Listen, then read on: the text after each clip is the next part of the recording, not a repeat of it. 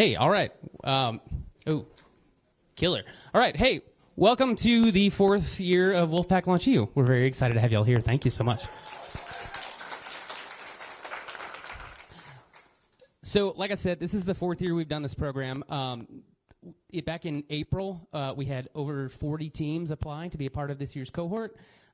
We invited 20 teams to then come and be a part of a week-long boot camp right next door in room 112, where we'll go have happy hour in a little while. All right. We did a week-long boot camp with them and then paired them with some amazing mentors, a bunch of whom are here tonight, so thank you to all those folks. And they worked all summer towards their goals and working through these business plans and developing these pitches that you're going to see tonight. We had 15 of those 20 teams then submit a first-round pitch 3 weeks ago. A couple of judges that are here tonight I'll introduce you to in a bit are part of that judging team that scored those pitches a few weeks ago and got us down to 8 finalist teams. So these 8 teams you're going to see tonight, all of those folks are the best of this year's amazing cohort. So round of applause to all of them.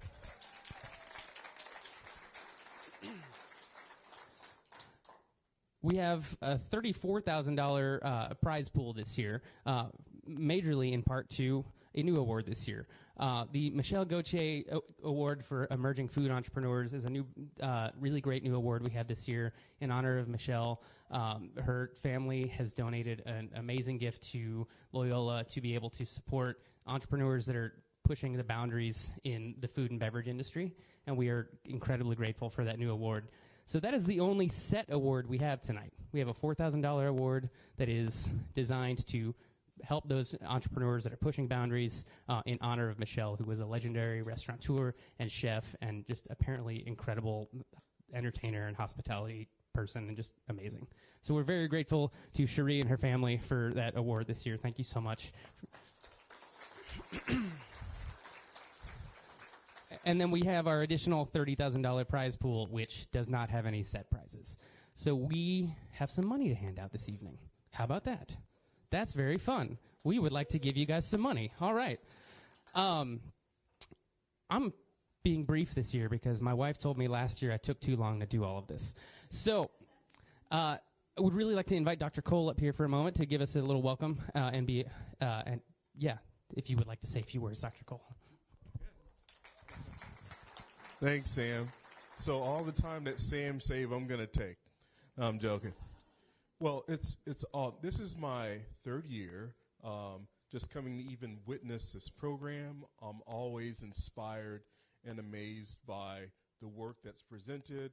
A little bit jealous that I'm not courageous enough to throw my idea into the pitch, but that leaves more money for you. I want to thank all of our judges that are here. Thank you for taking your time and bringing your talents to judge these wonderfully diverse teams. I'll be very quick just to say that by you engaging this way in your scholarship, in your entrepreneurship, and your innovation quest, you're really putting into motion everything that we hope for you as a Jesuit-educated person. We want you to use your critical thinking skills that you're learning, your deep liberal arts education to be flexible, thoughtful, to think about how your innovative ideas can help the world around you. That's the thing I've been always inspired by, is that many of the things that win this competition are things that are really helping people. So it's not just about the money, although it helps. It really is about how are your ideas helping the world, and how do you continue to push in that way. So thank you, Bobby and Lori, for this wonderful idea to start this. Thank you all for being there, and again, having the courage to put your ideas on display and have them be judged. You know, you're all winners in my book, even though they're going to choose the winner. God bless you all. Good luck. Thank you, Sam. Thank you, Dr. Cole. We appreciate it. And then I would also, real quick, before we get into other things, like to invite our dean, Dr. Bobby Savoie, up here for a moment. Thank you. I hate to follow President Cole because he is so sincere and so genuine, which is how he talked me into becoming dean after 42 years in business, 36 of which was as an entrepreneur, and I've started 3 companies. And so I know what all of you guys are going through, and it's wonderful. I'm so glad that y'all are doing it and so proud to be a part of this. Sam told me I had 1 minute, by the way. So my wife and I love sponsoring this because it really does help companies get going. So congratulations to everybody that's going to be presenting, and let's get going. Thanks, Bobby. That was less than a minute. Good man. Awesome. All right, so just a little bit of housekeeping. Actually, I want to introduce our judges first. We have an amazing panel of judges here this year. I'm super stoked about all of these folks. First up is Matt Handel, class of 91. He is the CEO of, CEO? Yes, CEO of U.S. Service Animals. Sorry, wanted to make sure there. We have Dr. Mazhar Islam, who is our faculty director here at the center. Brenna Kane, who is a double alumni, awesome, and actually was our largest cash winner ever with LaunchU last year with Ritually. So excited to have Brenna back. Thank you, Brenna. Philip Lepere, who's the director and machine shop technical advisor at Latrim and MBA of 2020. Actually, Megan, I need to call out. I got a call from one of our other judges at 2:30 today who was sick and was having some issues, and I called Megan, and she immediately was like, I live down the street. Hell yeah. So thank you, Megan. We really appreciate it. I don't know if she said hell yeah. That might be paraphrasing. So thank you, Megan. She's the CEO at the St. Bernard Economic Development Foundation. We also have David Price, the founder of the Safety Pouch. David's over here. David was one of the top winners the first year we did this, so I'm very excited to have David back.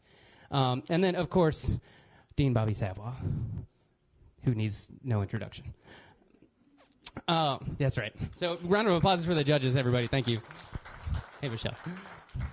All right, so teams are scored on a rubric of 100 points. 40 points are towards that problem and solution. The next 40 points are based on that prototype, research, their business model, and their market opportunity. The last 20 points are based on their competition, their team, their ask, and their presentation as a whole. The judges all have a rubric. They'll complete one for every single team. We will take those scores and use them to help guide us as we're building out those awards and who gets what at the end of the night. These are our 8 teams that'll pitch. They will go in order. We're looking forward to it. We're not going to have a break because we shortened pitches to 6 minutes this year. So we're going to rock and roll and get through these pretty quickly. I'm very excited about it. Judges will then have 3 minutes after each pitch to ask some questions. Not every judge will get to ask each team a question. Sorry, folks. I'm really excited about this year's group of founders. We have a really diverse group of folks that are students currently, who are alumni, who are faculty, who have just really made a difference here on campus and who really want to go make a difference. And a lot of these ideas, I think, all of these ideas, are things that are going to really make an impact here in New Orleans, whether they get funded tonight or not. So one more round of applause for all of our founders here tonight. Thank you. And without further ado, I'd like our first presenter to come to the stage. Aja, you ready? Awesome.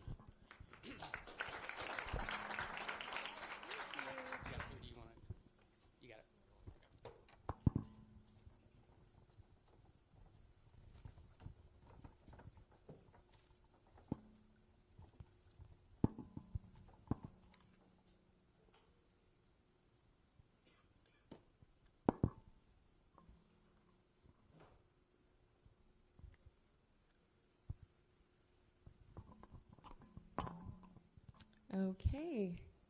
Earlier this week, I had an experience that I hadn't had in a while. My stress was getting the best of me, and I couldn't sleep that night, and I was inconsolable. And so I grabbed my rosary, as I've done many times, and I just prayed until I fell asleep. And for me, as someone who's confident in their faith, I still needed something tangible in that moment for support and for comfort.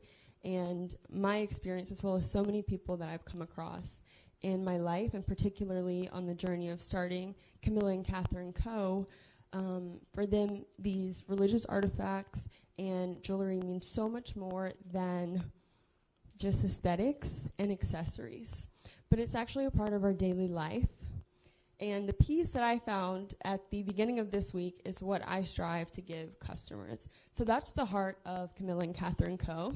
Now, the problem is today's market for jewelry is full of stylish and very meaningless pieces. So as we know, 85% or more fast fashion items end up in landfills.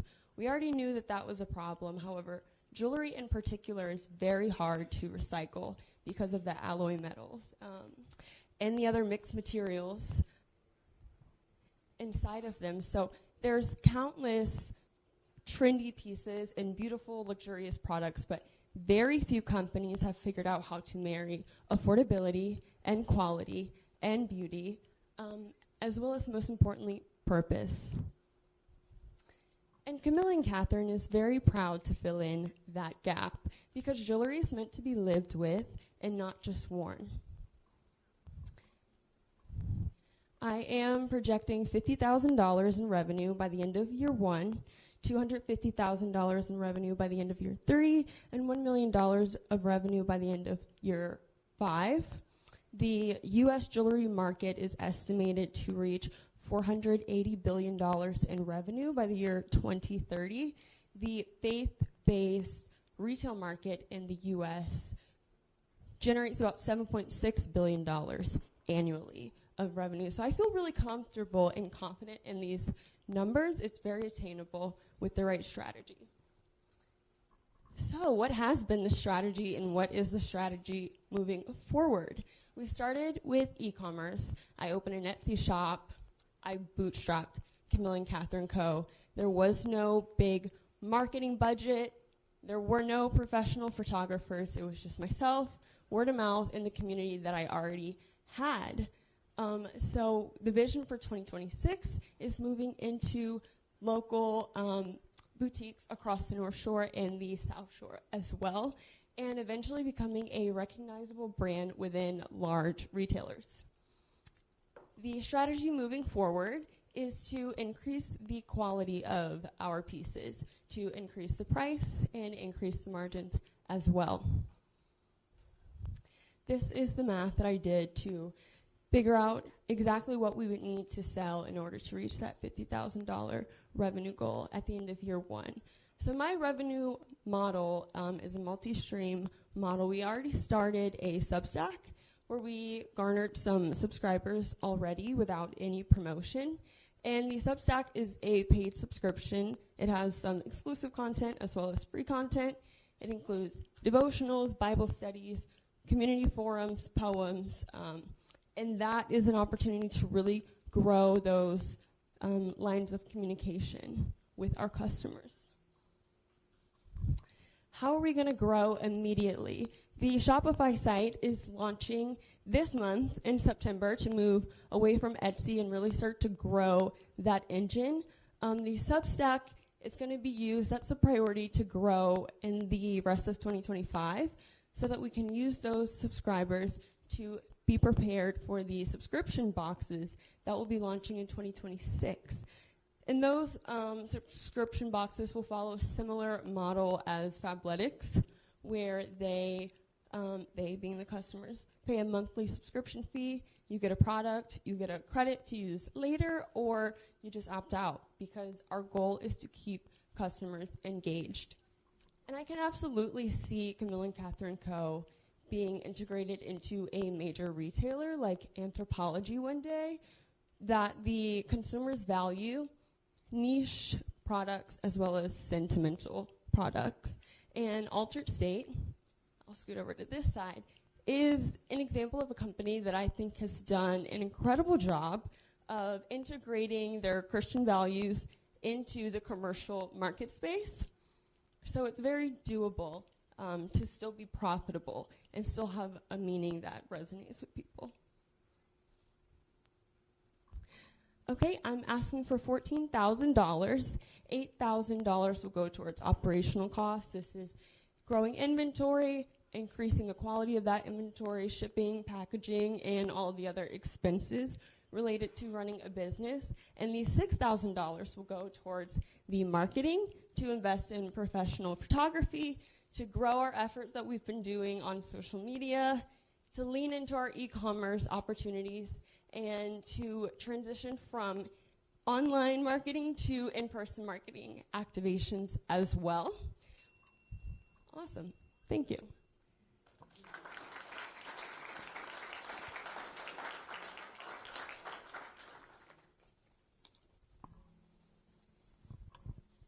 I guess I should have said. Judges, whenever you there's a mic right there next to Megan. Sorry. Okay, awesome.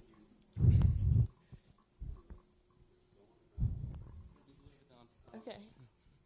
I'll speak loud. So, thank you. Okay, so some of the companies that you showed that were retail jewelry stores or other types of companies that might carry your product, have y'all approached any of them? Are you in any of those stores yet? No, not yet. So Camilla and Catherine Co. launched this year. It's been completely online. That is the goal for 2026, to start being in person in local boutiques, approaching them. So that's a huge goal, so that we can show that we have a community and people face-to-face and connections who are interested in buying our products and not just an online presence. Have you spoken to anybody in that business that makes you think that they would accept your product? I think they would. I do, yes. So my mentor, who's actually an alum from Loyola College of Business, has a jewelry company, Christy Callie. So, yeah, she's been a huge help for me to integrate my products into the business that she's been growing already, and to kind of get my foot in the door in the market, the jewelry market space here in New Orleans. Well done.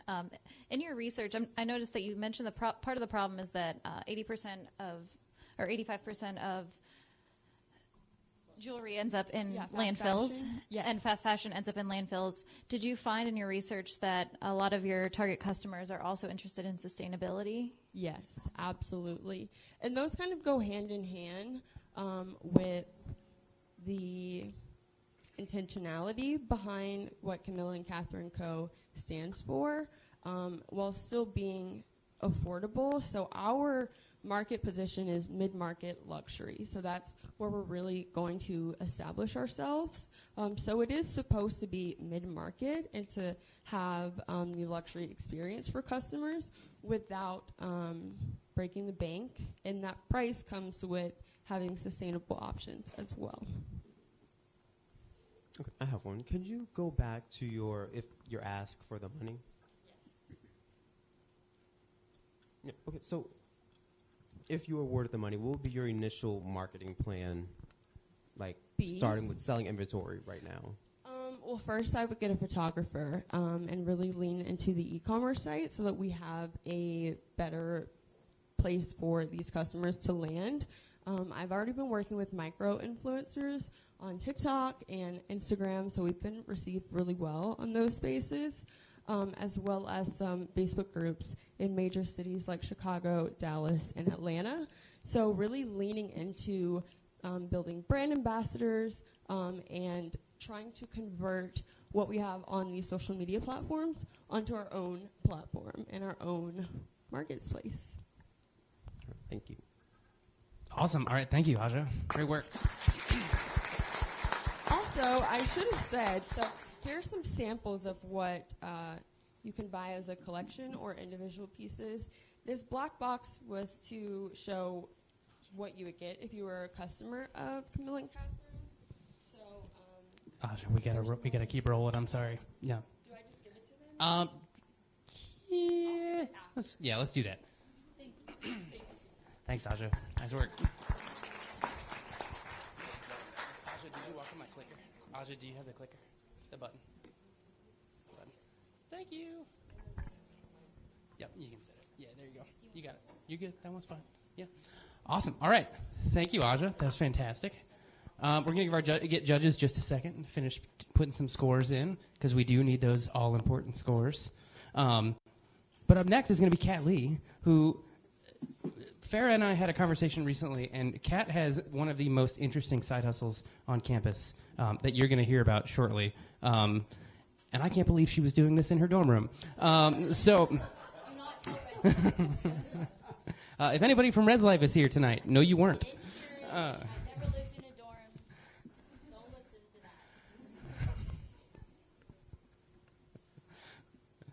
that. I should have some Jeopardy music on. I'm sorry. Okay. All right, we're ready to go. Kat, whenever you're ready. Yeah. Okay. Well, thank you, Sam, for the introduction.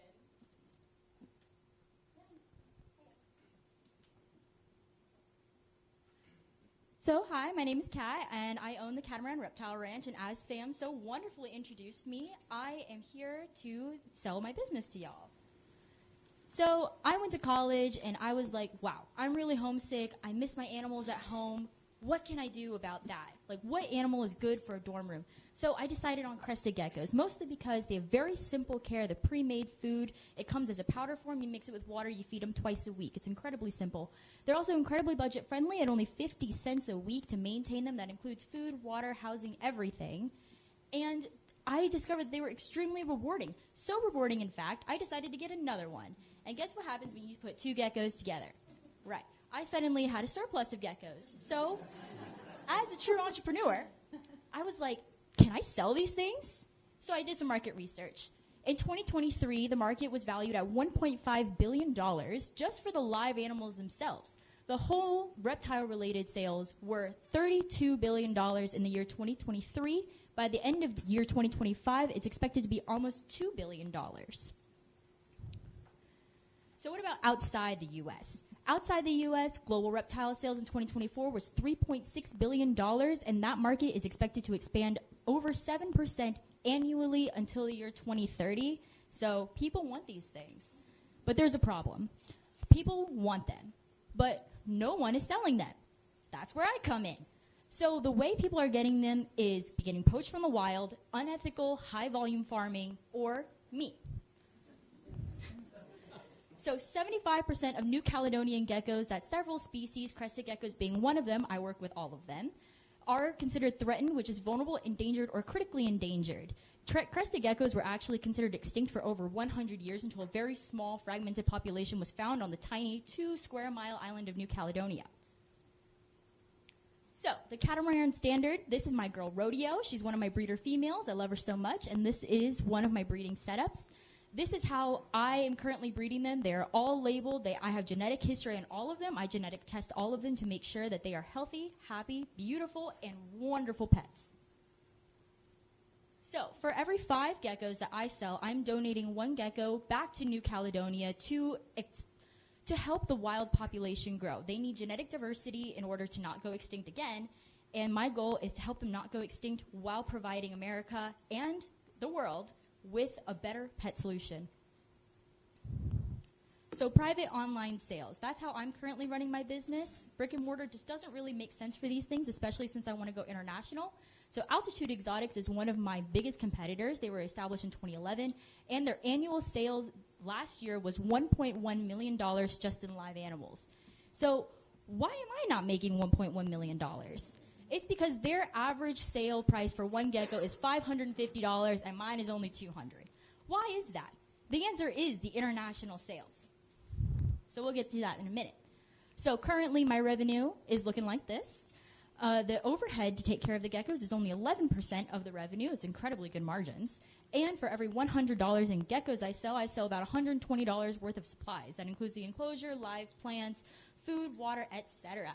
Also, there are no registrations, licenses, or anything required to own, breed, or ship them across the U.S. or internationally. So this is my projected revenue. I am projected to make $160,000, that's a minimum, by the year 2028. How can I increase that? So I am asking for $15,000. That is to scale production, increase my inventory, and most of all, advertise. You can't sell things if people don't know you have them, so I'm getting a lot into advertising. So, investment changes trajectory.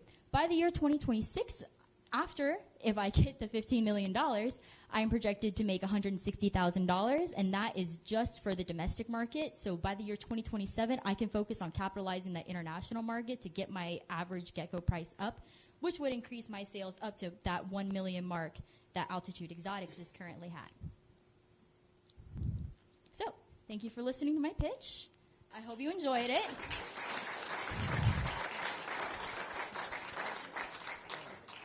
Questions, comments, concerns? Judges?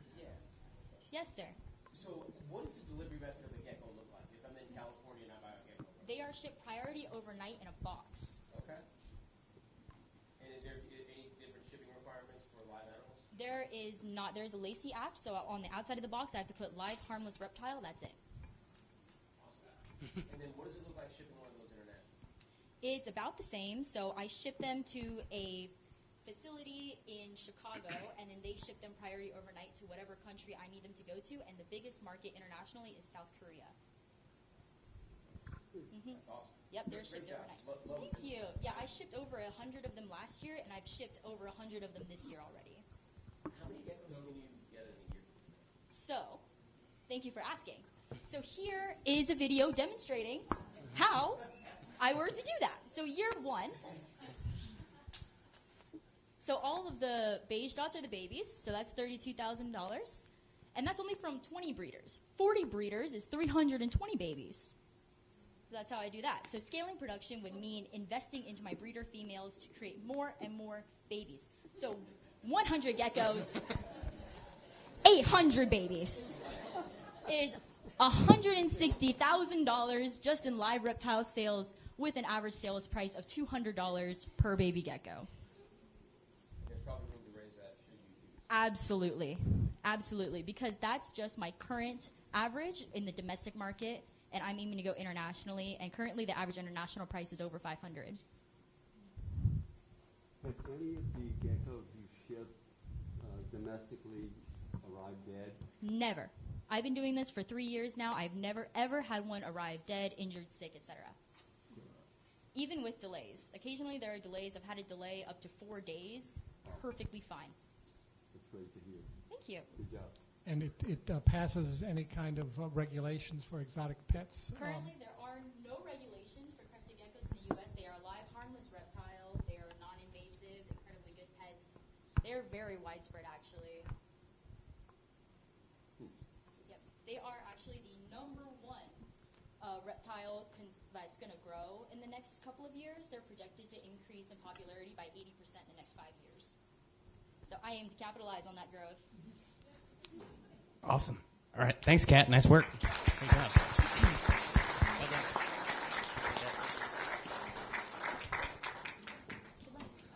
All right. If there's any geckos in any of the dorms, no, there are not. All right, up next, as our judges are wrapping up, we have Tristan Sariego, class of 24, with Breeze Shuttles. You might have seen Breeze breezing around town, and he's going to tell you a little bit more about that. So.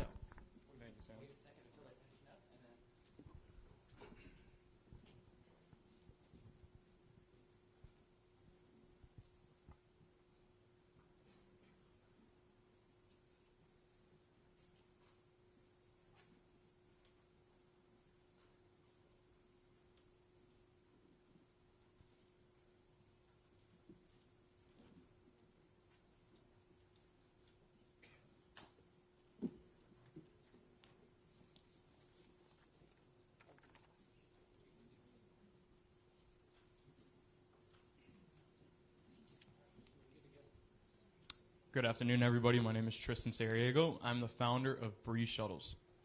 So Breeze started with one mission, to get people home safe. This photo was taken back in 2020. It was my freshman year at Loyola. My sister was 2 years above me. She showed me around campus and the city, and just like many of us, I fell in love with both instantly. But there was one problem. Before I even finished my first semester at Loyola, she told me a story about two of her friends that got sexually assaulted just trying to walk back home after a late night out in Uptown. This stuck with me. As I continued on throughout my years of Loyola, I would hear similar stories, as well as a lot of drunk driving and crime rate happening around campus. So I did some research. The overall crime rate per resident is double than the national average here. And we did a survey asking 100 students, and 75% of them said that in the past year they've been in a vehicle with a driver that's been intoxicated. 88% of them said they didn't even know or use this free student transportation service. So this is leaving a lot of students relying on rideshare services that surge at night, and they don't want to pay that, so they end up walking home. So I thought to myself, how can I make a difference? And it finally hit.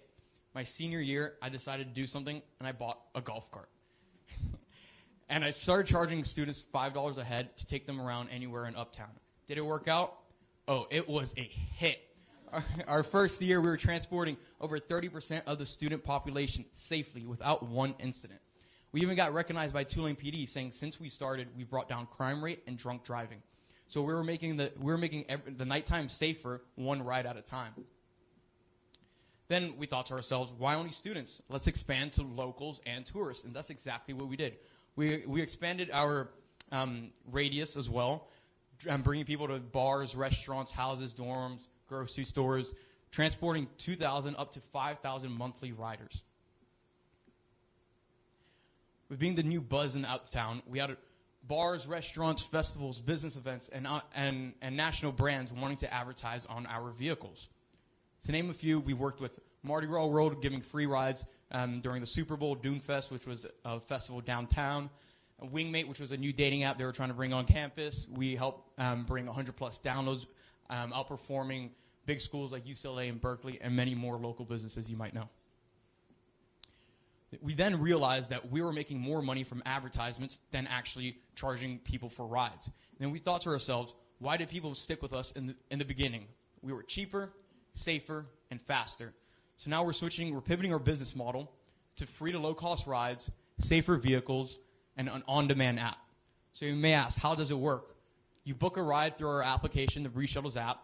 Our new GEM E6 vehicles that have advertisement wrapped around them with doors making them safer come to pick you up. In our rides, the drivers give out flyers and samples. There's also an in-video display in our vehicles, and you simply, when you're done with the ride, you simply hop out, sometimes without even paying a dime. Our milestones. Right now, I've spoken up to 2025. Right now, we're finalizing our permits and app developments. And then Q1 2026, we want to implement 1 to 2 vehicles in downtown area, and then expand where we already have traction in the uptown area with more vehicles and other universities. Our business model, we make our revenue streams from vehicle wraps, in-app displays, flyers and samples, built-in TV displays, rider fares, and school and city partnerships. So giving you an example, a wrapped vehicle can make around $3,000 to $12,000 depending on hot seasons or not hot seasons per month. So our application, this is our homepage on the application. We all know New Orleans is known for bars and restaurants. Imagine seeing a one-stop shop where you can see all of the live deals happening and getting a ride to them. This is our downtown and uptown. We're a micro-transit service that operate in a 5 to 10 mile radius, so you can book a ride anywhere in our grid locations. Team, advisors, and supporters. We're bringing in Chris that has shown this in North Carolina. That's going to be advising us. He has a fleet of over 100 vehicles, proven micro-transit model. We're bringing in Paul Michael, the CEO of Revel Rideshares, that's helping us with our application. Local supporters, we're working closely with Helena Moreno's team, helping us with the permits guidance. Ride New Orleans and Company, the DDD, RTA, New Orleans Vision 2035. We've had countless meetings with them, and they all want to see a microtransit pilot happen downtown. So competitors. Here in New Orleans, we don't really have that many competitors. You could say our competitor is the RTA, which is a public transit, which is the closest to us. But we've spoken to them. We said, we're not here to compete against you guys. We're here to fill in the gaps you can't as a last mile transit. Imagine hopping off a streetcar or a bus, getting a free ride to your house. Market opportunity. We're testing this out right now. We just launched at FSU 3 weeks ago, and it's going great there. If it keeps on going good there, we're going to implement our new vehicles, testing out our ad-supported rides. Our ask is $25,000 to buy a used EV gem cart so we can start testing out our model in different areas. If you want to see more, follow us on Instagram at Bree Shuttles and check out our website, breeshuttles.com. Thank you.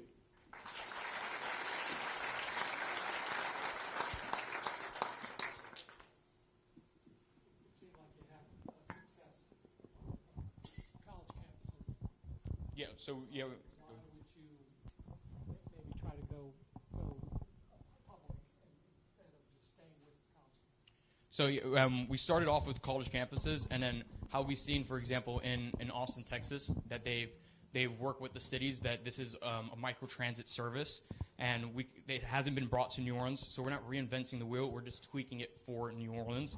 And it's, again, downtown. We've been talking to a lot of people here in New Orleans. They're actually been trying to test out something downtown, and nothing's been working. And we're talking to them so we can implement something. So it's not only for college students. It started off like that. But our main goal is to bring down carbon emissions downtown, people that are finishing work to get to the buses late at night. We're talking to the DDD that they have where you can call a sheriff to kind of help you if you're scared to go back home. Somebody kind of walks with you. Instead of paying for something like that, they can just pay for our service. You didn't have a slide on your financials, and I know y'all have been operating for a few years. Yeah, Do so you have one? we didn't put a slide on it because we're pivoting our business model to this new business model. But each vehicle makes $36,000 profit per year. Profit per year? Yeah, Net profit. Yeah. And how many vehicles do you have? So that right now we're switching over to our ask. How many do you have right now? Right, we had 3, but it's of the normal golf carts. We're trying to get our newer vehicles, and there's no extra cost for us. We actually make more money on them because we have more ad space to put on. Okay.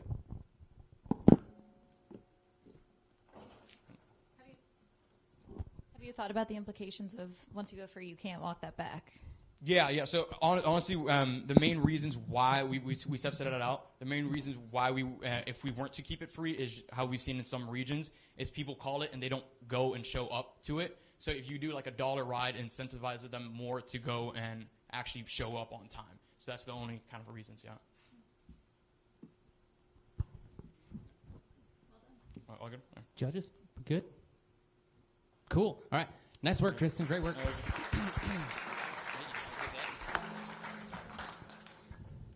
I need to get one of those things for my house on the West Bank. I got 2 little kids. It's good. It's good. It works out. Hey, Reagan. Awesome. Let me get you up there. Got to give our judges just a second. Reagan's mentor was somebody that I brought over here from when I used to work at Junior Achievement and has been one of my favorite people that I've gotten to work with in the last several years. Denny is somewhere around here. Yeah, there she is. Awesome. So we're very excited for Reagan to be number 4 up here in a moment. I'm going to hand you this.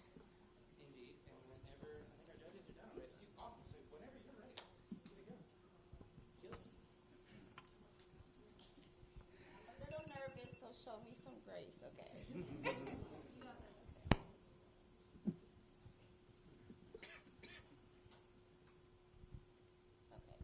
For as long as I can remember, I've always had a deep love for makeup. But growing up as a woman of color with sensitive and eczema-prone skin, I constantly felt left out of the beauty world. Products irritated my skin, shades skipped my tone, and makeup felt like a choice between beauty and comfort. Reagan Denise was born to eliminate that problem by creating makeup that celebrates deeper complexions while also understanding skin sensitivities. Our mission is to provide confidence, care, and representation in every shade. Sorry.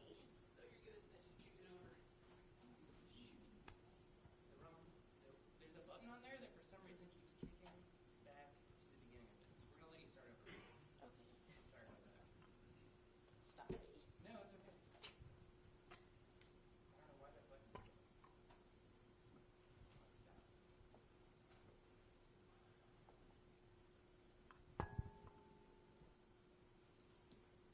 Technical difficulties, folks. I'm sorry.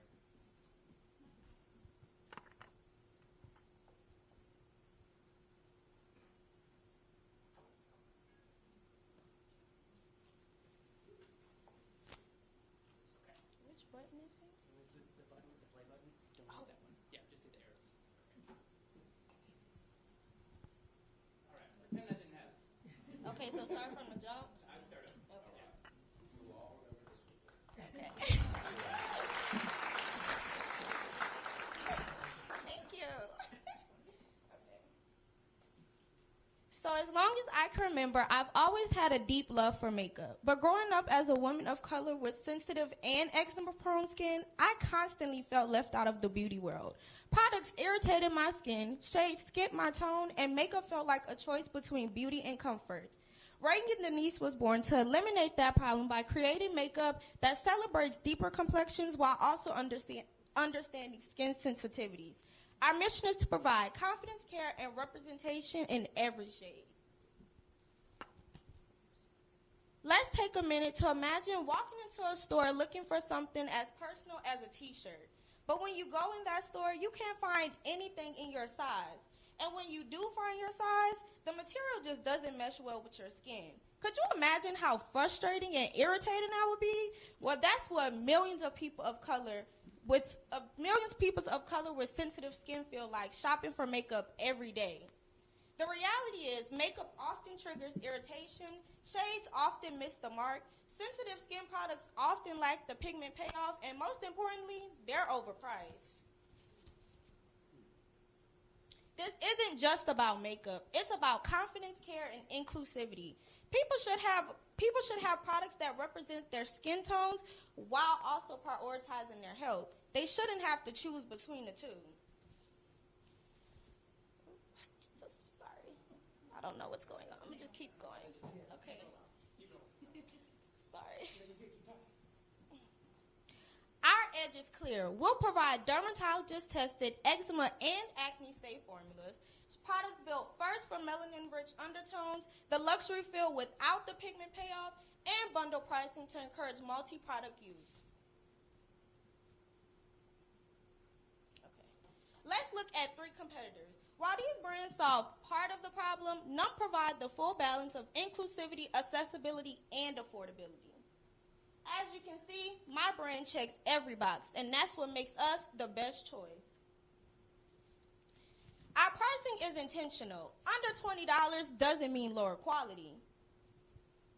By selling direct to consumer and running lean, we'll provide dermatologist-tested luxury fill formulas and inclusivity that customers demand while keeping it at an affordable price.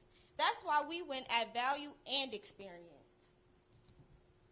As you can see, my brand offers more than the competitors at nearly half their prices. The global color cosmetics market will reach $105 billion by 2025. Within that, more than 3.2 million women in the U.S. have both melanin-rich skin and sensitive skin. With people of color being the top spenders in beauty, the timing has never been better for a brand like Reagan Denise. Our target audience is anyone of color who identifies as a woman or anybody who loves makeup, seeking affordable luxury, of course. They'll range from anybody who is 18 to 28 years of age with sensitive skin. We'll connect through several channels such as, We'll connect through several channels such as TikTok and Instagram, Get Ready With Me videos, partnerships with influencers like you don't see here, a loyalty program, and educational content via our social media. Our model is simple. We'll start with a personal website and direct-to-consumer sales and pop-ups to build community. Then we'll expand through retail partnerships through brands like Sephora and Ulta while also collaborating with inclusive platforms like 13 Loom. Year 1 is all about testing our products and getting feedback from customers. Year 2, we'll expand our products, partnerships, and staff. Year 3, we're positioned to hit 6-figure revenue. This is the sustainable growth, not overnight success. Right now, it's just me, but I know the importance of keeping the right people surrounding you. Year 1, I'll stay lean with the support of my advisors. Year 2, I'll bring on an operations assistant and a social media director. By year 3, I'll add a product development specialist and a marketing director. What makes this team special is more than just the titles. It's the lived experience and authenticity as a founder-led brand designed for us, by us, that competitors just can't replicate. So far, I've researched the market, reached out to a dermatologist, and connected with future customers. Our next steps are to make small batch prototypes, launch our beta run, improve our process, and do full stream with more.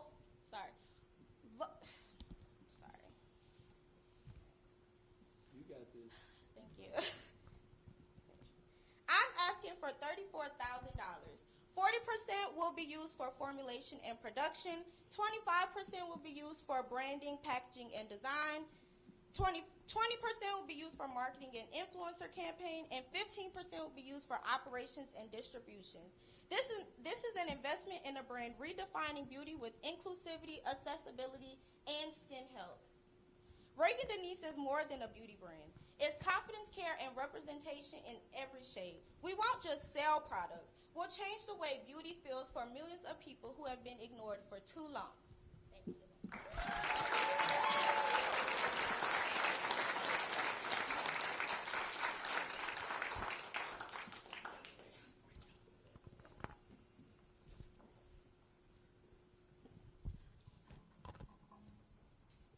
Well, no, I was just going to say, have you started thinking about what ingredients might go into your products? Because I can tell you, I have struggled with my skin. I've struggled with sensitivity. I've struggled with everything you mentioned up there. And so to find something would be wonderful. That's why I have nothing on my face right now, because nothing works. So I just don't put anything on my face. But yeah, I'd love to know what you have thought about maybe putting, like what ingredients you've thought about putting into the products that would be good for people with sensitive skin or are eczema prone.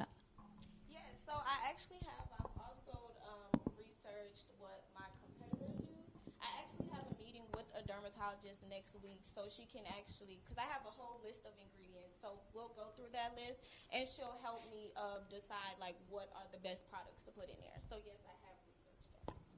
Actually, I lied. The only thing on my face is prescribed by a dermatologist. Oh, you look good. So it's all prescribed. It's not makeup. But yes. So I think the hardest part about running a company and starting one is overcoming adversity, and I think you just showed everybody you don't have a problem with that. Great job on the presentation. My only question is, do you have any idea kind of the cost of what those products are you're going to make? Like the foundation, Like or the how 18 much the production? The ones for $18. What's the product cost? How much will it cost to make that? Oh, I'm not sure yet. Okay. I'm not sure. I'm in the process of finding a manufacturer, Okay. so I'm not sure the exact pricing on how much it'll cost because I haven't found a manufacturer. Because I want to be very intentional. I don't want to just find somebody for cheap. So, yes. Thank you. Got time for one more?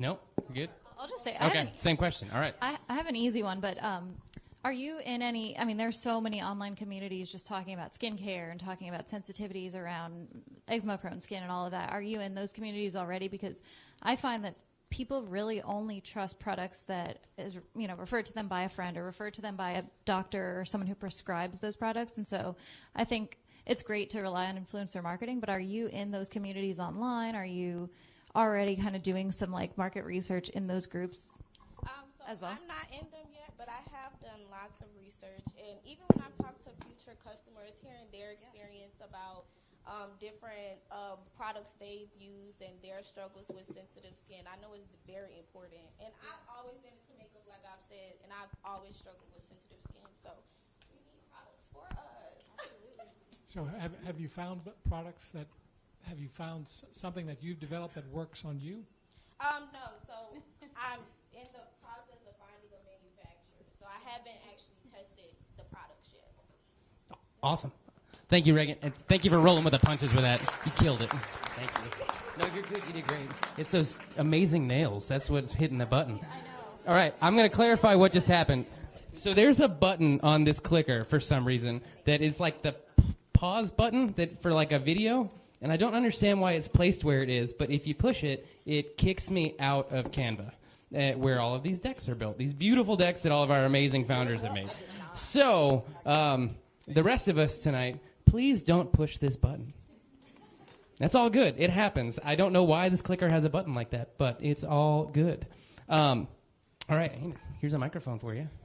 Yeah, absolutely. Up next, once our judges finish up, is our only faculty founder tonight, Amy Alleman, who is also, actually, I need to clarify. Amy and our next pitch are our two founders that are competing for the Michelle Gauthier Prize. So we're very excited about that opportunity this year, and we're excited for you, Amy, to go ahead and pitch. I'm excited. Here's your button. Thank you. Enjoy. All right.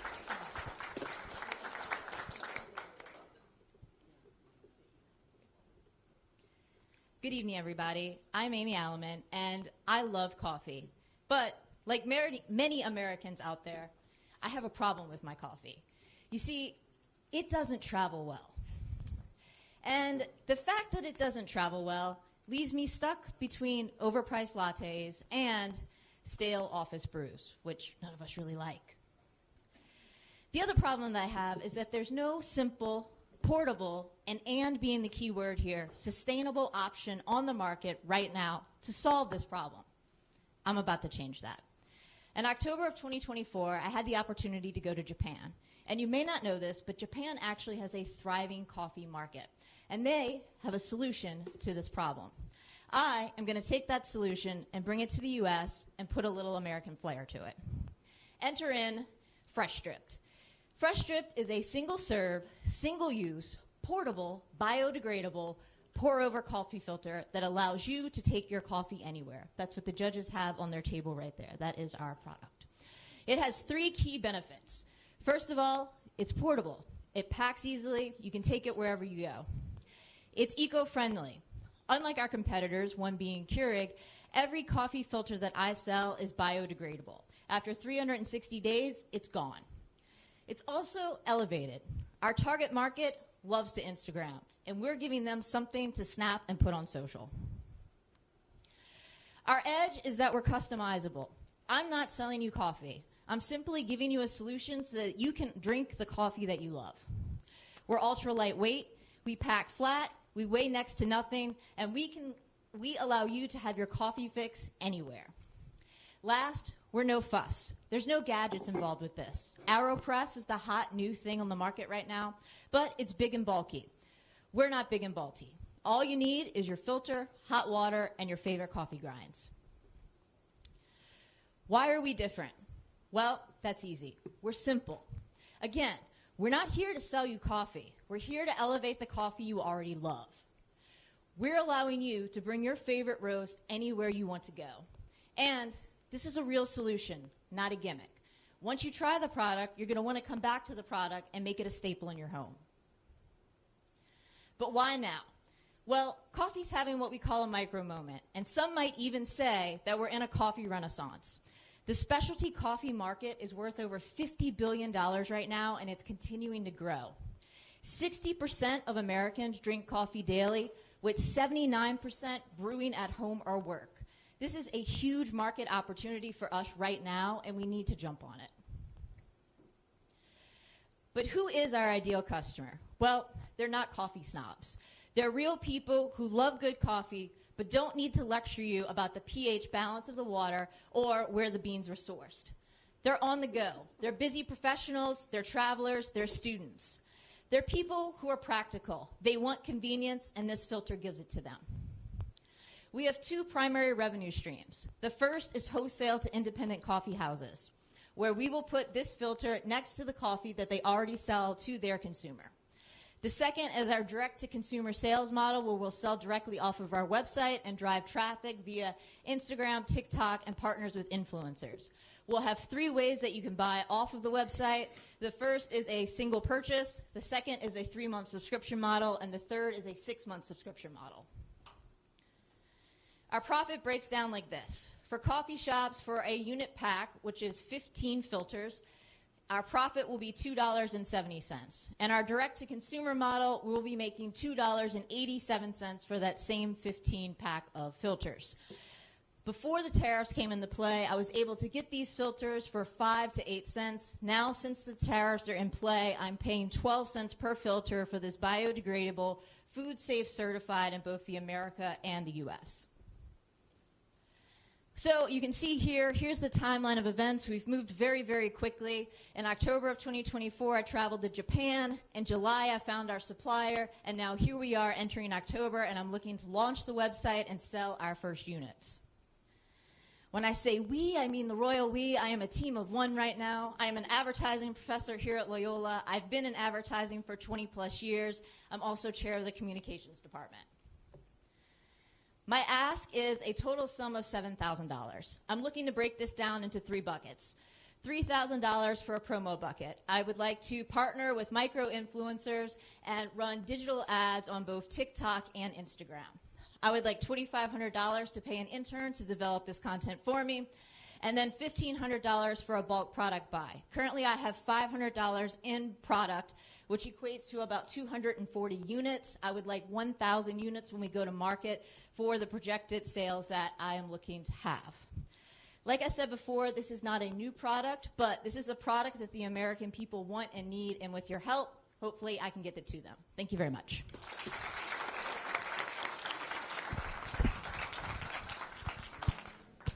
One quick question. So the inside one is biodegradable, right? So how That's about correct. the packaging? The package is recyclable, but not in every market. Right now, I am looking for another supplier to give me the packages.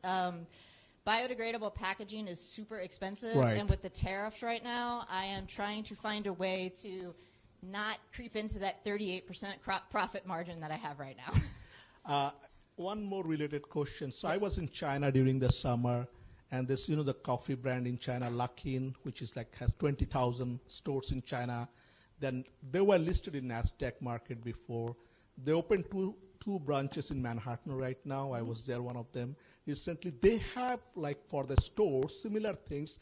But I was wondering, why don't you consider putting coffee also, like the ones with the coffee, right? So you can buy them, so I don't have to worry about carrying coffee with me. So, I do not know enough about coffee. I have found in my research that in order to know good coffee, you have to really study it. It is a skill set that I do not have.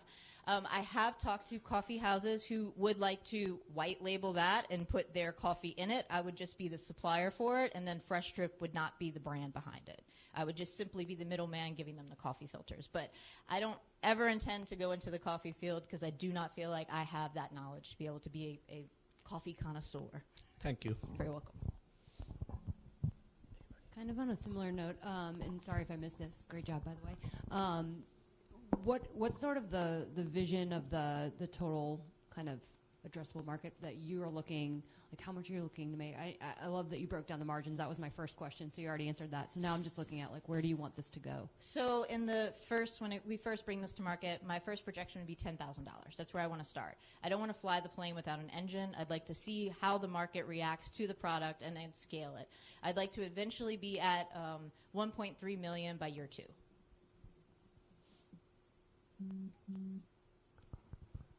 So what kind of market testing? It's just all been on your own kitchen, so to speak? I have given it to people. One of my testers is here in the back of the room.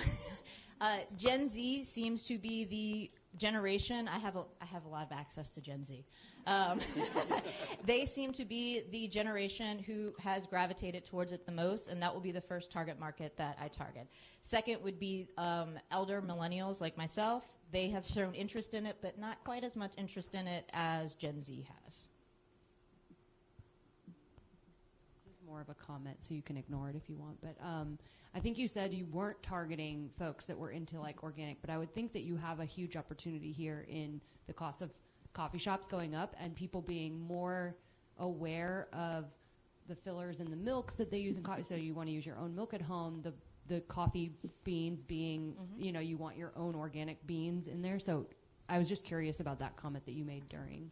So the comment, what I found in my research when talking, I talked to a lot of coffee houses, and what I found is that people who are very into coffee itself and how it's brewed and what the pH level is not my target market, because the way that you brew this coffee is not as precise. So it's a two-type method. So it's a drip and a pour over, which is, for a coffee snob, there's no other way to put it, is not the method that they prefer, because you won't get that exact unique taste that the brewer wants you to have. So that's why I'm positioning it the way that I am.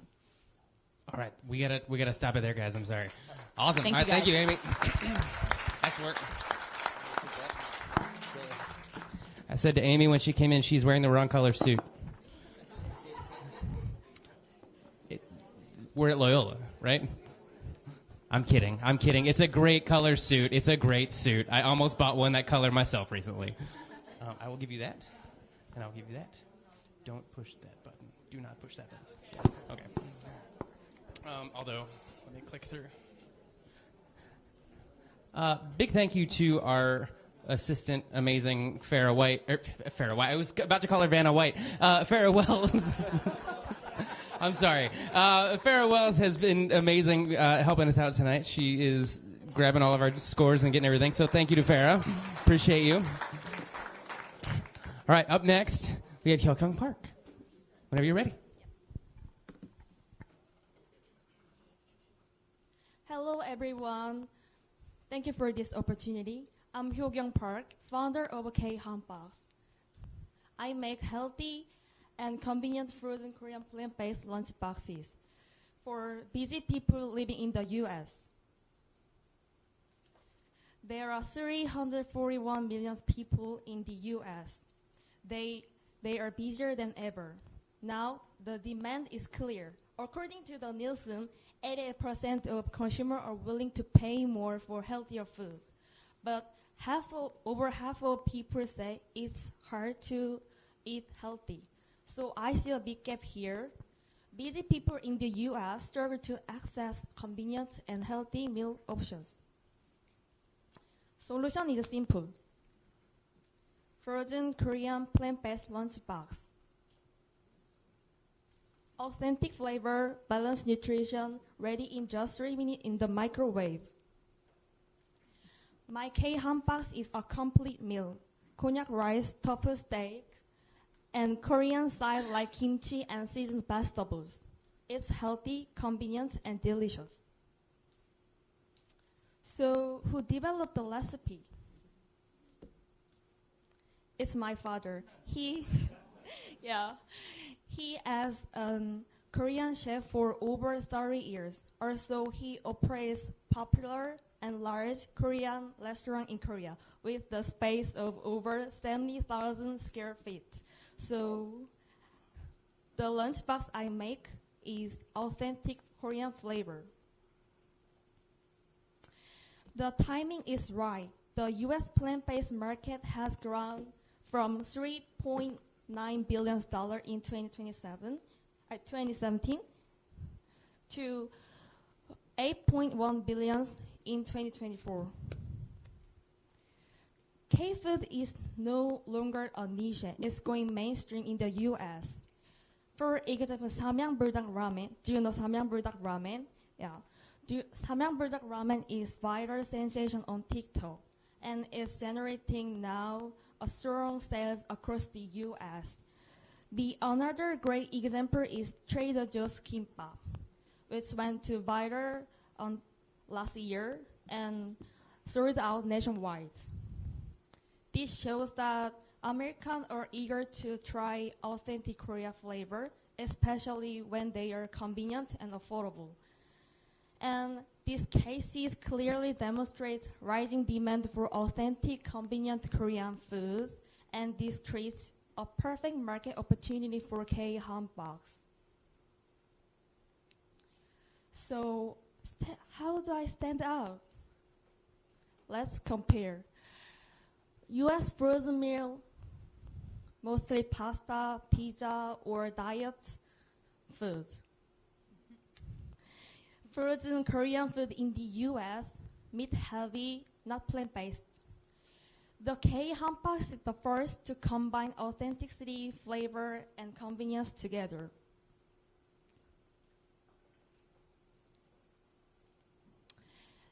I plan to sell each K-Hambox at $11.99. The price point is comparative compared to the other healthy U.S. frozen meal.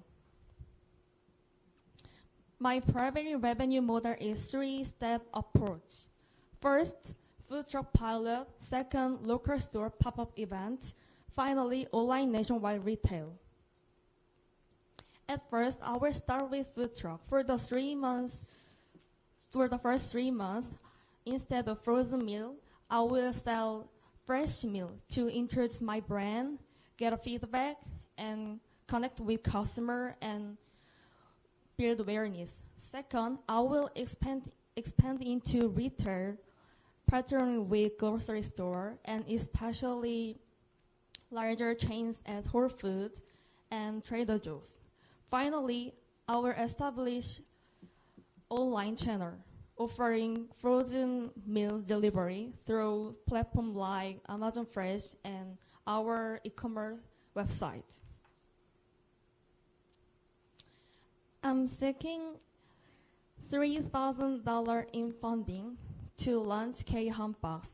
$15,000 will support food truck pilot 3 months, including rental, insurance, permits, operation costs.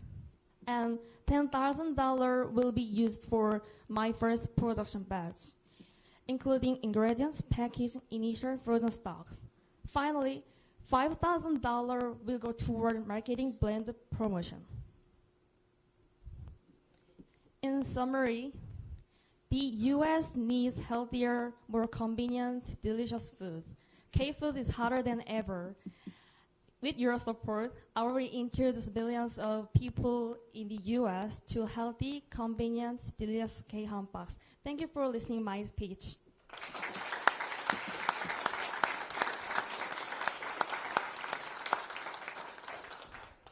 So you showed a picture of one of the meals. Have you actually produced any meals? Sorry, what's the meal? Meals? Yeah. The food? Yeah. So you have produced some, and people have tried it? Yeah. Over there, my friend. Yeah, Okay. yeah. And you liked it, right? Okay. I would buy that if it was in the store here. Because I never have time for lunch. I'm a little curious about your go-to-market with the food truck. Can you explain why you want to invest so heavily in a food truck versus just, I mean, I guess it was positioned as like a frozen, sort of like fast on the go. So I was just curious about that go-to-market strategy.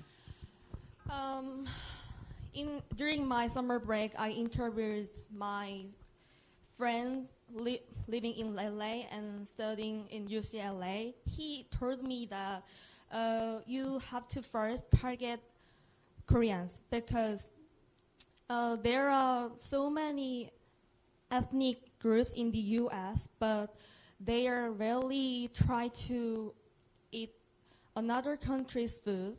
So you have to target Korean first, and then they will introduce your brand, and then bring their friends. That's why I will start with food truck first. Yeah, no, I want to start with food truck in New Orleans and New York because there are so many Koreans in New York. You showed the price of the product, but you didn't show the cost. Do you know what the profit margin is? So are you asking for price? That You showed the price. yeah. How much money do you make on? I set the price after consulting with a reading Korean convenience store CEO. He told me the lunch boxes are sold for about $4 or $5 in Korea. So he suggests that you have to sell about $8 to $9, including ingredients and package and shipping fee, with 30% of margin.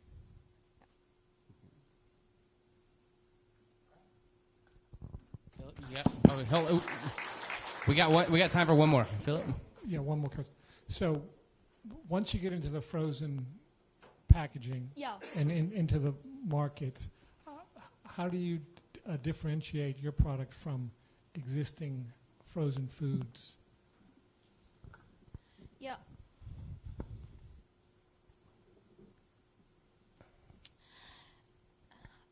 When I got to here in the U.S., I tried to eat frozen Korean food and frozen meal in U.S. frozen meal, but they are not fresh, just a little bit too not fresh or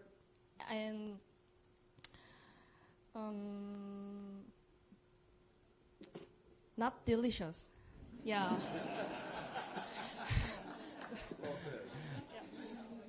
Awesome. All right. Great work. I will take that. Thank you. Great work. Thank you. Oh, you got that. Go sit that up. I'll give you a mic. You're good. All right. I'm sorry that we made y'all all watch that before we get to go eat. I'm literally sitting over here watching that. I'm just like, man, that sounds so good. So yes, it is almost time to eat. But we have 2 more pitches left. So, oh, you got that? Okay, cool. Wait on Bobby still. Got it. The boss can take as much time as he wants.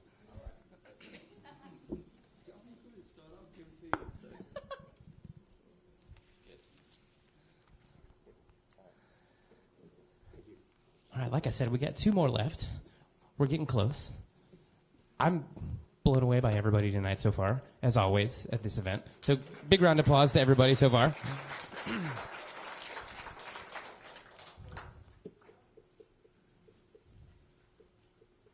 going to hand you a mic and a button. I think Bobby's still scoring, so give it just a second. Yes, only use the arrows. Don't push that play button. Don't push the play button.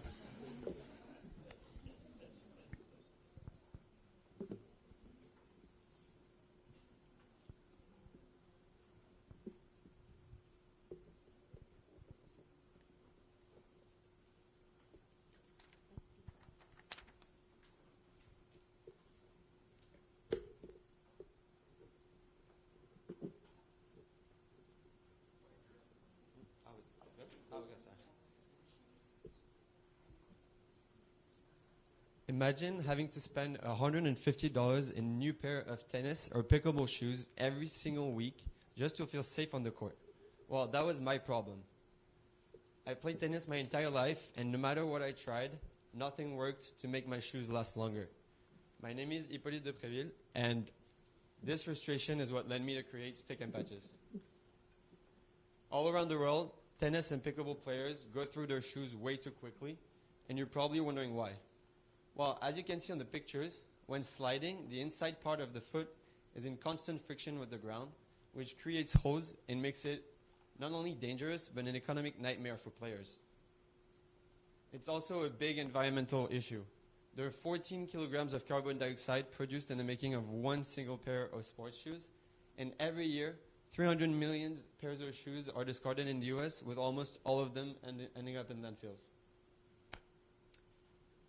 Over the years, I realized that I wasn't the only one that had this problem. Here you can meet 3 real and active tennis and pickleball players who complain about the durability of their shoes and the lack of solution on one of the biggest sports forums in the world. So this is why I created Stick and Patches. Stick and Patches is the first ever tennis and pickleball shoe protector available in Europe and in America. It increases the lifespan of the shoes by a minimum of 2 to 3 weeks, allowing players to slide more, save more, and worry less about getting hurt. Now let me tell you a little bit about the market opportunity for tennis. There are over 120 million tennis players in the world, and 38 million of them are located in the US and in Europe.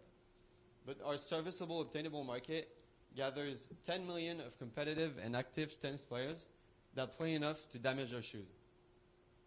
For the pickleball market opportunity, even though it's a little smaller than tennis, pickleball has been the highest growing sport in the US for the past 4 years, which makes it a huge market for our product. If we dig deeper into what our target market is, our target market gathers active, competitive, and high-level tennis players, tennis and pickleball players, pickleball singles players, and budget and eco-conscious players. However, professionals are not in our target because their sponsors pay for their shoes, and people not experienced enough because they don't slide enough on the court and don't damage their shoes. Here you can meet Martin and Remus, 2 of our first customers who are members of the Loyola men's tennis team and who tested and approved our product. They were very satisfied and will definitely get more in the future. Now the real question is, how do we generate revenue? Well, that's where our go-to-market strategy comes in. We will sell our product to businesses at a price range of $10 to $12 depending on the amount purchased, and directly to consumers at a price of $12.99 during pop-up events and $14.99 directly on our website. And our profit margin is great. Our production cost can vary between 84 cents to $1.50 depending on the amount manufactured and the material we used. And here are our different competitors and how we differentiate ourselves from them. Stick and Patches is everything tennis and pickleball players need to be able to play the sport safely while saving money. Now let's talk a little bit about numbers. Here are financial projections of our company for the next 3 years, projecting net income increase of 85% and a total sales of over 20,000 sales by the end of 2028. Sorry. If you need more details, you can look at our 3-year performance on the appendixes. Now, I know as the founder that I will need to add talent in the future. And here are a few key positions that we will need to hire as our company grows. So today, I'm seeking to raise $30,000 to be able to invest in inventory and softwares, advertising, and product development. By the end of 2025, we'll find a reliable manufacturer and increase our marketing presence. And in 2026, sell over 3,000 units by partnering with pop-up stores, tennis clubs, tennis stores, and also during tennis tournaments. I know it's a little bit early to talk about exit strategies, but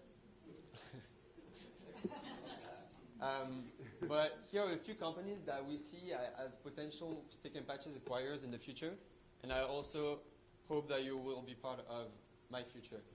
Thank you so much for taking the time, and don't forget to stick and slide.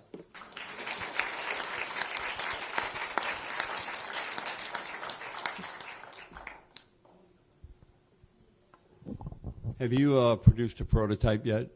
Yes, they're supposed to be around there.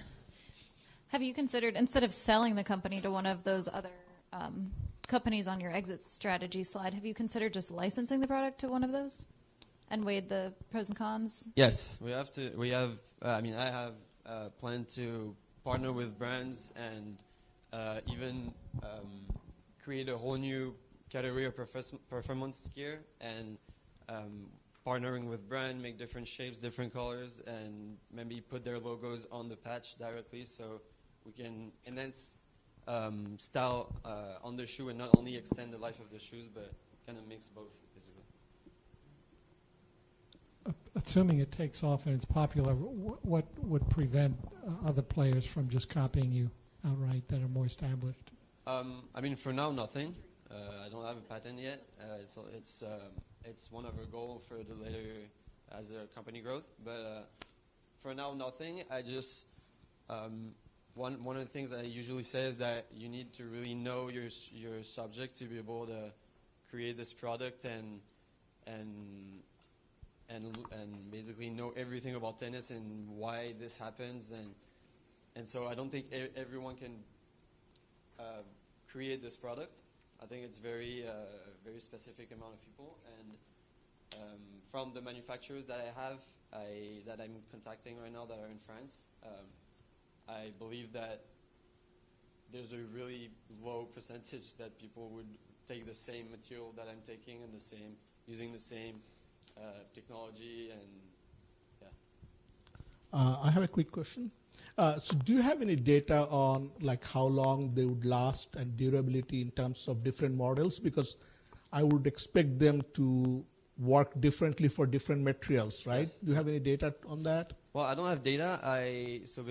So I'm a member of the Loyola science team, and the players in my team test them every day, and so they're a good way for me to know, depending on different players, because we have a lot of players that have different styles, and so and some of them, for example, for me, it lasts a month on my shoes, and I have players that it lasts for a week. So if it lasts a week, then I'm like, okay, I might ask the manufacturer to find a new material that maybe lasts a little longer. And that's how I can choose how to find the right material and that can last the amount of time I want it to last. Thank you. Can you talk a little bit about your marketing strategy for it? Just like for me, like I feel like this is like, it feels like a viral product. I made a viral product, so it feels like this is something like I would see at the end of a shopping line. It would be an impulse purchase, or just be something I see on TikTok. I'm like, oh, I like this. I'm gonna hurry and buy it. I don't know anything about pickleball or tennis, but it feels like there's a need for it. So I feel like I would just buy it just in the event I ever did play. I would have it. Yeah. But I guess like, could you talk about how you would go and implement that strategy, as just like on social media? Well, first, we have an Instagram account where we started posting this like a few months ago, where we've announced the launch of the product by January 2026, so people can already pre-order it on our website, and yeah, I'm planning to sell it in tennis stores, so physical tennis stores, where they would be at point of sales. And kind of like any accessories in tennis, where you go to point of sale and which happens every time for me is I go to point of sale and I like get four more things that I didn't need or I didn't want, and I just look at it and I'm like, ooh, that looks nice, and that I wouldn't need that, so I would get it. That's why also I really thought about the packaging that stands out, because for me it's something that catches your eye and makes you want to buy the product when you're at the cashier. And so it's a mix of like in physical and also so basically also advertising directly in tennis stores, partner with tennis tournaments, online tennis stores, do pop-up events also during tennis tournaments to sell the product, and on social media, well, just be very present and try to promote the product to the right target, so tennis players and pickleball players. Awesome. Oh. Yeah, you get. Have you looked into any type of patents for this? He had on it. Oh, you did have a patent on it? A patent? He had a slide that said he needs to get a patent. Yeah. Okay. That's our goal for either end of 2026, but maybe later, since we have a lot of different goals before that, and I think a patent is maybe not the most important right now. Awesome. All right. Thanks, Hippo. Killing it. Great work, man. Amazing. All right, so this week has been kind of wild. We've had everybody from, today, honestly, even. One of our teams came to me yesterday and literally couldn't speak, which was wild. Hippo literally came straight from tennis practice. I didn't think he was going to show up. I'm not kidding. We were like 10 minutes out, and I was like, where is he? So, yeah, came straight from tennis practice. Thank you for showing up. We appreciate it. We forgot you had that up there. Keep clicking. There we go. So we got one more. Last but certainly not least, all 8 of these teams tonight have been absolutely incredible. We are so grateful for all of them. One more round of applause for everybody.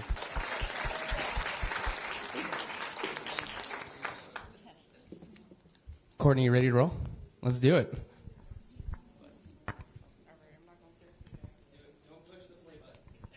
Okay. Hi, everyone. My name is Courtney Harding. I'm a licensed cosmetologist and registered nurse. I have LexZeus here for you guys, which is my holistic hair company. This just states that I'm a recent grad of Loyola. I've been aspiring LexZeus since I was in high school. I started selling hair accessories and hair products in the Houston Galleria Mall. So LexZeus is a holistic hair salon, and we combine science and beauty to create personalized regimens that support healthy hair, relaxation, and emotional well-being, which improves patient outcomes and the confidence. So throughout my clinical experience, I've been able to see firsthand in the hospital setting that cosmetics are not implemented into patient care plans. So with that, we have poor patient recovery because they have less dignity, they don't have that confidence or the self-esteem to advocate for themselves with the healthcare providers, and therefore it's not as holistic or the holistic care that hospitals are striving to provide. So this is where LexZeus comes in with the solution. So currently I can provide outpatient cosmetic or hair services, or I can even provide those at the bedside as well. In the future, I'd like to partner with hospital systems to collaborate and be able to implement these services in the care plan so that they can receive these services inpatient on a day-to-day basis. So here's the market size. Currently, well, not currently, it's probably more. In 2023, the CDC stated that there are 36 million inpatient visits in just the U.S., and the beauty industry is a $15 to $20 billion market. So with the growth trends, we can look at hospital reimbursements. So patient satisfaction scores are utilized to determine how much money the hospitals are receiving back at the end of each year. And the awareness between the link of mental health and personal hygiene is not something that's focused on in the hospital. So that's where I can come in to bridge that gap and create like more awareness for this niche. So this would be the business model. This is an example of my pricing for just one service. If this was a blowout and you were to just get the blowout, the add-on treatments, and then the travel fee. So this can be subject to change depending on which service you receive, but this is how the pricing would be. So currently I have the outpatient services. I can be mobile, I can come to you, or the client can come to me. I have to say client, not patient. And then for in the future, I like I spoke on those hospital contracts so we can begin servicing the patients while they're still inside the hospital to improve the outcomes. And then with that being said, we can lean into being able for the services being able to be covered under health spending, FSA, as well as insurance. So here is the competition landscape. I didn't put any other competitors. We need to focus on Lexus, but this is a niche that isn't really, it's not broad. There are not really any cosmetologists trying to build these connections with hospitals or even like outpatient surgery clinics to provide or implement this service. So, like I said, we can combine the medical knowledge with cosmetology. We're focused on the dignity of the patient, their mental well-being and recovery, and these services can be provided in a hospital setting as well as outside of the hospital. So this is my ask, $15,000. That will cover rent space for an entire year, as well as products, tools, continued education courses, and also possibly having like a rental space on wheels. So maybe like, I don't know if you've ever seen like the vans, and you can get like HIV testing or blood lab work drawn. You could have the salon on wheels. And then also mentors and advisors. Mentors, any information is always good information for a young entrepreneur. And that's all I have, guys. Thank you.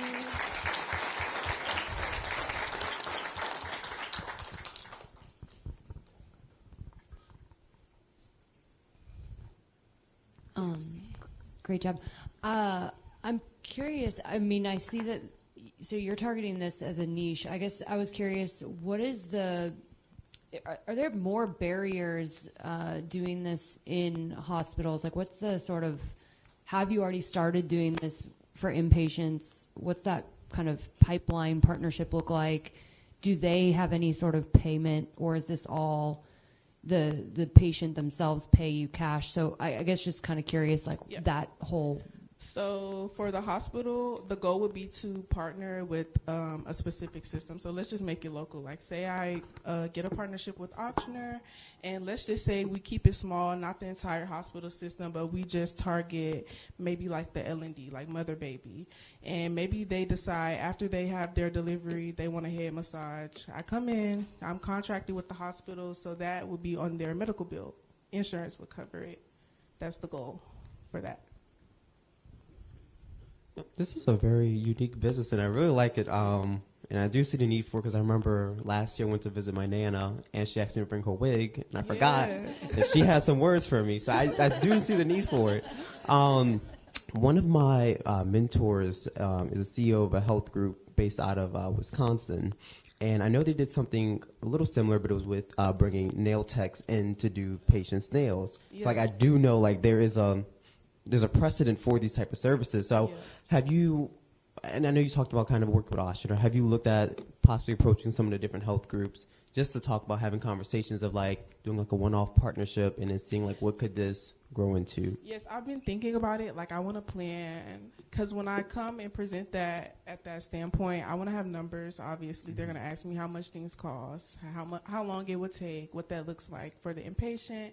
They're going to ask me about safety, et cetera, infection control, all that stuff.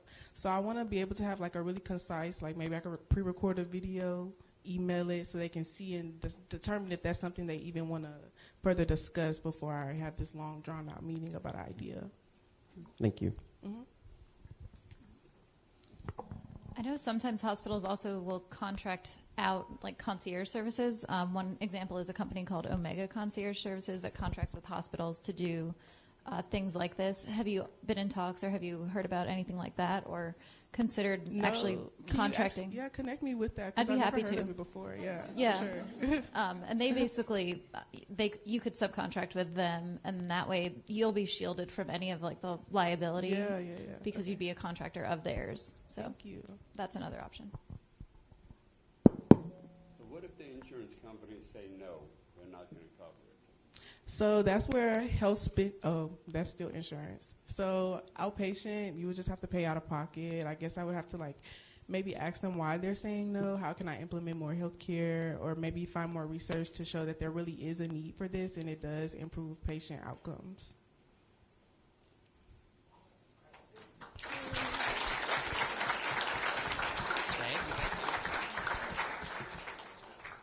Awesome. Okay, cool. Hey, that's all 8.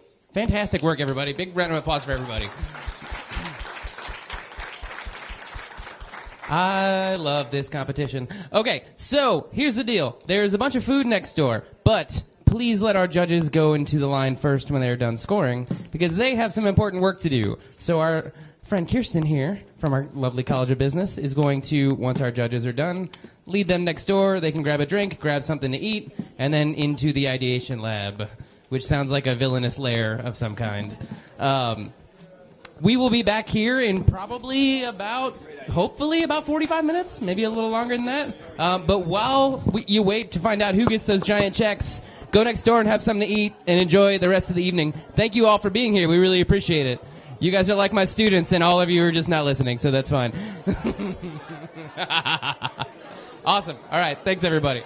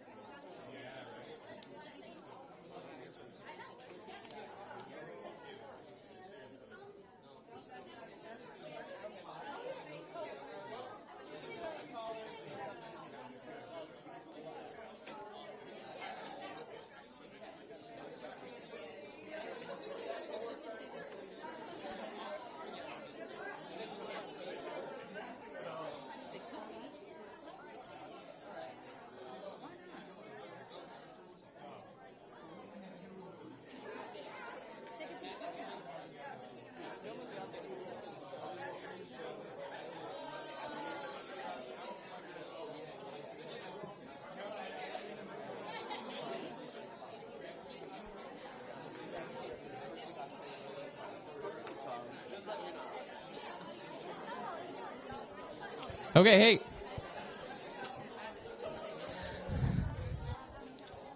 Hey, I want to do something real quick.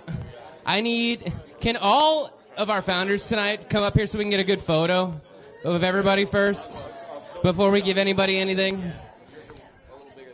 Before there's maybe any sad faces? And then if our judges are in here, could they join us as well? We get a group photo. We'd appreciate it. Yeah. Yes. No, that's okay. That's so funny that you remember what I said. Oh, yeah. Oh, are we supposed to go up there too? Thank you.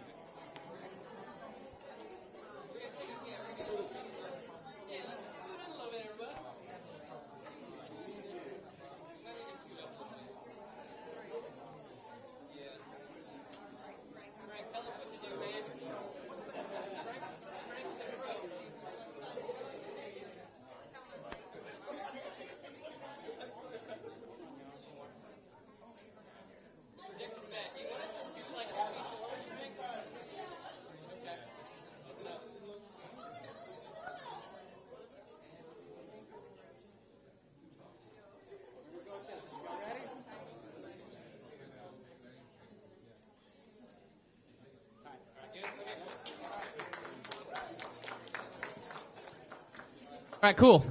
Go, yeah, you go.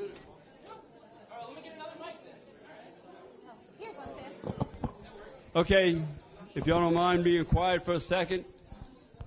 First thing I wanted to do is thank Sam McCabe. He is the Energizer Bunny. He never runs out of energy, just constantly doing great things like this, and it wouldn't happen but for him. So thank you. And you cannot forget Farah and Kirsten and all those people. I cannot do this without them, so hell yeah. Actually, you have to stay up here. Cherie, would you come up here for a minute? Okay, so like I said earlier, we have, for the first year ever, the Michelle Gauthier Award for Emerging Food Entrepreneurs. Sorry, I'm still trying to make sure I get that right. And I just found out in the next room that Bobby and Cherie have been friends for a long time, so that's great. So the judges had a really hard time with a lot of this year, but we are... I mean, the judges have a really hard time with this every year. I can't believe how long that took. It took a while. But the first winner of the Michelle Gauthier Award for Emerging Food Entrepreneurs, plus a little bit of extra, is Fresh Dripped.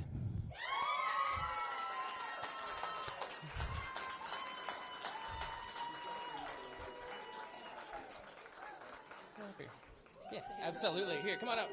Here. Thank you so much.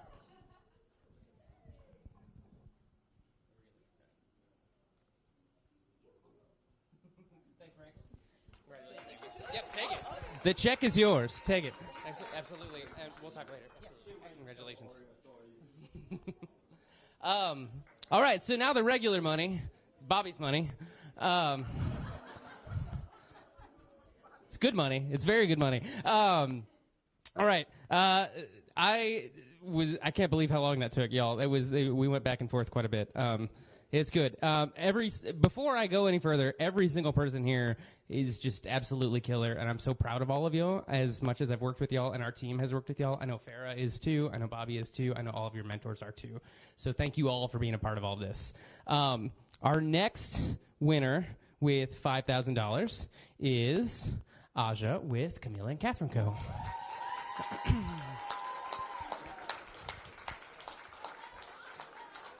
Congratulations. Here, you come get in the middle. Oh yeah, give him Bobby. Yeah, it's fantastic. Absolutely. Oh yeah, no, I'm in it. We're gonna be in it.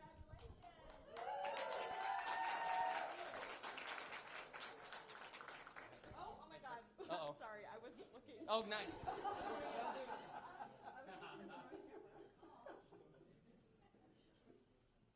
That's what the live stream's for. Congratulations. Absolutely. Yeah. All right. With $7,000 are our friends at Breeze Shuttles.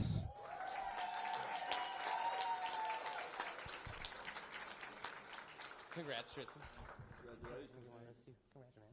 Here, you get to hold the check.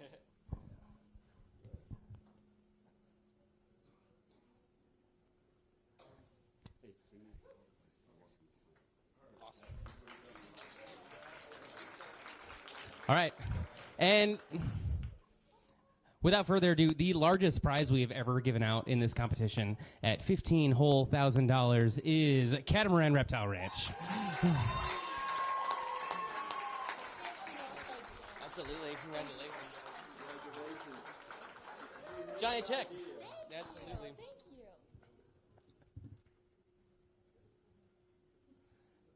Awesome. All right. That's it. Thank you. Oh, hold on. What? Oh, can we get all four of everybody that got a check too? We'd like to get a good photo. But thank everybody for being here. Truly, this is amazing. I don't know. This is the hardest part of all of this. I literally shed tears at all of these things about who doesn't get funding. It's hard. Everybody here was so phenomenal tonight, and we're so grateful for all of y'all. Thank everybody for being here tonight, and let's do it again next year. Go Wolf Pack. Right on.